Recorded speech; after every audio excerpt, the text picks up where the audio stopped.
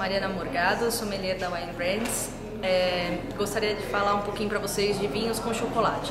O chocolate é um ingrediente super difícil de harmonizar, porque ele tem o amargor, que é natural do cacau, e tem a gordura, que é na manteiga de cacau, que é usada no processo de fabricação do chocolate. Existem alguns vinhos que são especiais para harmonização com chocolate. O vinho do Porto, por exemplo, é um deles.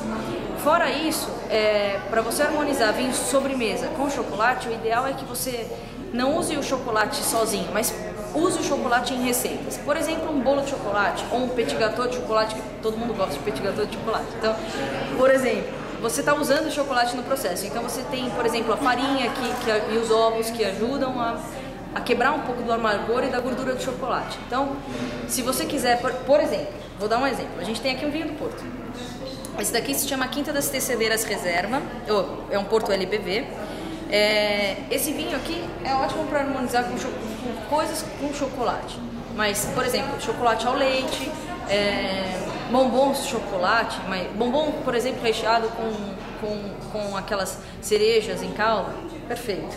Mas também com outras coisas com chocolate, aquelas que tem muito chocolate. Depois, os outros vinhos de sobremesa é um pouquinho mais difícil, porque vocês precisam usar o chocolate na receita. Você pode fazer um creme de chocolate branco com maracujá, por exemplo, e harmonizar com o vinho santo, que é um vinho de sobremesa italiano da região da Toscana. Vocês podem fazer também uma torta de amêndoas com calda de chocolate e harmonizar com o vinho santo, que vai ficar ótimo. Mas sempre usando o chocolate na receita e não só o chocolate como ingrediente principal. Depois existe um outro vinho de sobremesa que se chama Tokaj. É um vinho húngaro. Isso aqui, gente, é um néctar. Era o vinho do Napoleão, era o vinho de Luís XV, era o vinho de muitos personagens históricos importantes. O Tokaj é um vinho que iria muito bem com coisas com